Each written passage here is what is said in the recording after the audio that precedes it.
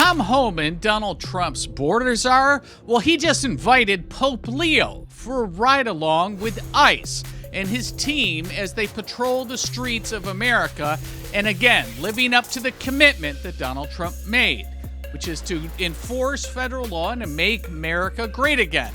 You have to listen to this interview. It's fascinating. What is your relationship with God? Because you see so much evil, and you quite literally battle some of the darkest evil that can exist in humanity on a day-to-day basis. And not only that, you see it. Most people don't see it. You see it. No, I do. And look, I honestly, God is my witness. Every night I go to bed, I pray for the safety of the men and women of ICE and the Border Patrol, but I also pray for the people we're looking for and the people we're saving. Even the people that we go to the streets to look for, illegal aliens, I want them to be sent home. I'm in the export business and I love it, but I don't want to see anybody die. So I pray for everybody every night. But right now, I'm in a little trouble with I'm a Catholic. I'm in a little trouble right now because I called out the Pope, and because they want to weigh in, and him and 3 cardinals weighed in the other day about how cruel ICE is and how we shouldn't have shut the border down. Well, as a lifelong Catholic, baptized, First Communion, Confirmation, I love the Catholic Church, but you know what? They're wrong. Secure border saves lives. Amen. And get this, if you go to the Vatican and jump their wall, the penalty is about 3 times it is here. But we're not allowed to secure our border. Then they want to attack the men and women of ICE because they're listening to the fake stories, right? I've been up on Capitol Hill. We stopped about 2 weeks ago because I got sick of going up and the president got tired of negotiating on reopening DHS. And, you guys need to stay out of sensitive locations. Churches, schools, hospitals. I said, first of all, we do. But there is no sanctuary for a national security threat or significant public safety threat. There is no sanctuary here. And we'll go where we got to go. I said, but name one instance, please. Name one instant where we went into a church to arrest somebody. Give me one. Give me one we went into an elementary school to arrest a child. Give me one. Give me one time we went to a hospital to arrest somebody. This is a false media. This is the media lying to the American people trying to vilify ICE. The only people that violated the sanctity of the church was Don Lemon and his group. That's right. They're the only ones that violated the church. So, and that's why there's so much rhetoric, and that's why the American people don't understand what ICE really does, because there's so much false information. And I made a challenge. Give me one case we arrested somebody in the church or hospital. So there is fear in the immigrant community. Most of that fear is being driven by the left that want to vilify the men and women of ICE. And for any member of Congress to go on TV or testify and use the words Nazi, racist, white nationalist, secret police, if we're the racists for enforcing the law, what's that make them? They wrote it. We're not making this stuff up. So, you know what? We'll keep fighting them. We'll win the message. President Trump wins every day. Is this your invitation to the Pope for a ride-along with ICE? Yes. And I said that. I said, I will sit down and talk to them because they're talking about something they don't understand. Again, I'll explain to them what happened in the Biden administration. An open border is the most inhumane thing you can do, because when you make a promise to the world like Biden and Mayorkas did, you can enter your country illegally, it's a crime, don't worry about it. We're going to release you within 24 hours. We're going to give you an an air ticket to the city of your choice. We're going to put you in a hotel room at $500 a night. We're going to give you 3 meals a day. And if you wait long enough for like 4 months, we're going to give you work authorization, which is the real reason you came here. You're not escaping fear. You're not really asylum seeker. When you make that promise to the whole world, the most vulnerable people are going to give their life savings to the cartels to make that dangerous journey. And that's why I had over 4,000 migrant deaths. The most humane thing you can do is secure the border. President Trump has illegal immigration down 96.7%, 97%. When 97% less people are coming, how many women aren't being How many children aren't dying?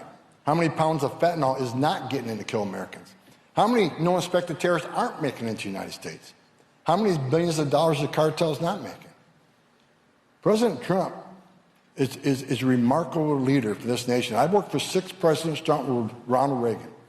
Every president I worked for thought border security was somewhat important. No one did more than President Trump. His success is unprecedented. Unprecedented. And because of that, we have the most secure, safe nation we've had. And we need to continue those efforts. And all of us have been obviously distracted by the military operations over in the Middle East.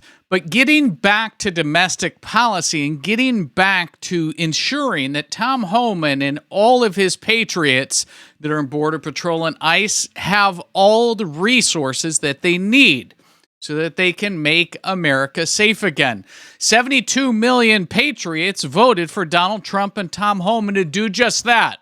And I want this to be back in front of our attention on the newspapers, in the news at night, so that we can be proud and support what they're doing.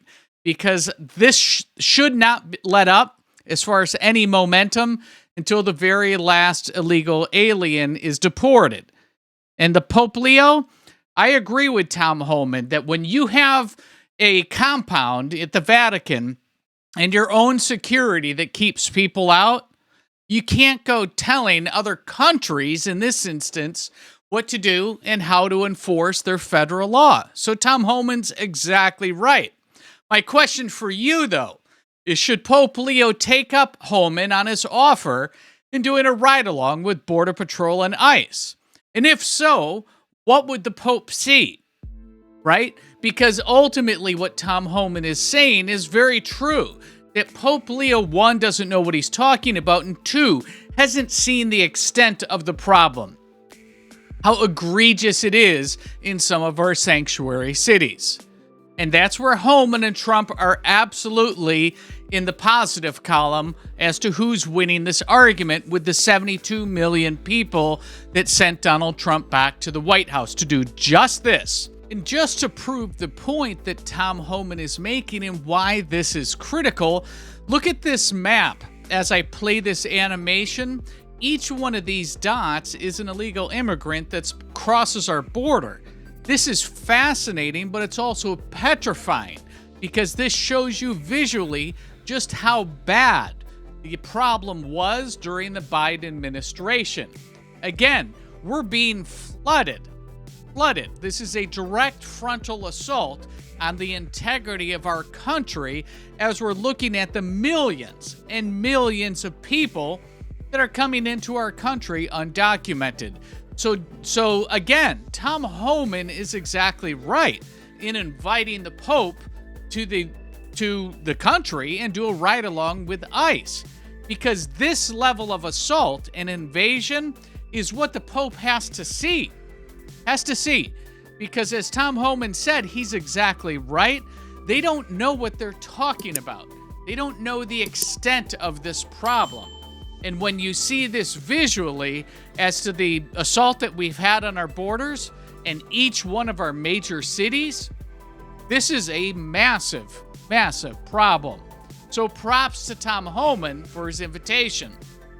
Incidentally, our very next story is not going to be one that you want to miss at all, because we're going to stay with the theme of alleged impropriety. We'll say that with the progressive Democrats. And in this instance, this is specific to Ilhan Omar. She's gone through multiple revisions now and dissolutions of her family businesses just in the last 3 weeks, as she's had to revise her financial disclosures to Congress, right? This is mandatory of each congressperson. Well, she's had to revise her financial disclosures to the tune of multiples of millions of dollars. And she's under the microscope. She's under a potential congressional inquiry, and I would suggest she needs to have the DOJ and the IRS look at her as well. That story is next. All of the details that you need to know on the latest with Ilhan Omar and her alleged disillusions and financial impropriety. You're not going to want to miss it. Have a look.